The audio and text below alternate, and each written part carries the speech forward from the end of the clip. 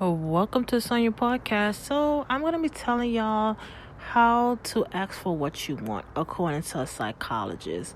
What she said, how you should go about it. And I'm also going to ask y'all to do a Q&A for me. Like if you ask questions, and then I'll try to answer the best way I can. And if I can't, I'll find out any information you want me to find out. So here's what the psychologist says. So according to a psychologist, everyone has the power to get the things that they want, said Vanessa Bowen, PhD, a social psychologist, professor at organizational behavior at Cornell University, and the author of You Have More Influence Than You Think. The trouble is, most people underestimate their abilities in surprising ways, her research shows.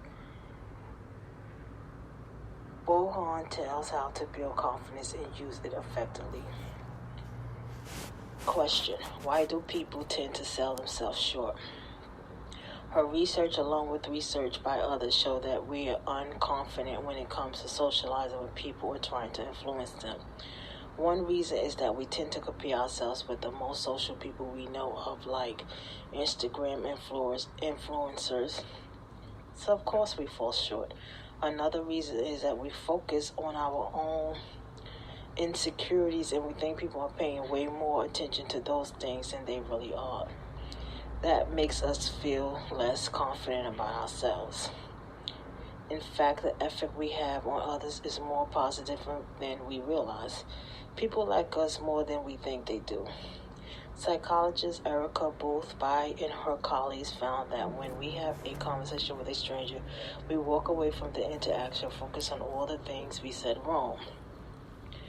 We do a post-mortem, and we're very hard on ourselves, but the other person isn't thinking that way at all. They're saying to themselves that it was a nice conversation. We end up missing how much the other person likes us and enjoy the interaction. These new findings are important because there's a long history of research showing that we either overestimate ourselves in all sorts of ways, but when it comes to our influence over others, we seem to underestimate ourselves. In psychology, it becomes documented that the negative looms larger than the positive. When something bad happens, we remember it because it's much more vivid than when something good happens. One rejection weighs on us, and we forget all the times people say yes. Acting becomes associated with rejection.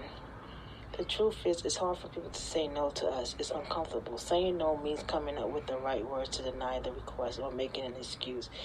People often default to saying yes because it's easier. Also, others genuinely want to do things for us. It makes them feel good to help us out. Now, what should people keep in mind when asking? Because we are underconfident about our influence and we fear rejection, we tend to ask for things in effective ways. For instance, we send an email instead of asking face-to-face because we think it would be easier to handle the rejection that way. Yet, asking in person is much more effective. It's a lot harder for someone to tell you no when you're standing there in front of them. Also, too often we hint at things instead of being specific, and that doesn't get results. Ask directly for what you want. Now, how can people use their newly discovered influence to strengthen their relationships? Our words have a lot of impact, but we don't see that. We feel gratitude for people or notice something nice about them, like what they're wearing, yet we don't say anything. That's because, once again, we tend to be hard on ourselves. We think it's going to be awkward when I tell them I don't know what to say. It's going to seem weird. They won't care. But getting a compliment or thank you from someone means a lot, so speak up. After conducting this research, I made an effort to give compliments when I noticed people doing something great, and I expressed my gratitude more often. It's rewarding to see how appreciative the other person is. It makes us both feel good and deepens our connection. What do you most want people to know about the power they have? Others aren't judging us as harshly as we think. People like us more than we imagine, and are happier to help us than we realize. And our words have a big impact. Speak up when it makes sense to do so. Ask for what you want and feel more confident in doing that. There are many tips and tricks out there for gaining influence, but it's simple. It's not about asking for something in the perfect way. It's about acting. It's not about saying things a certain way. It's about saying them, period. So that came from psychologist people. You just have to ask for it and go for it.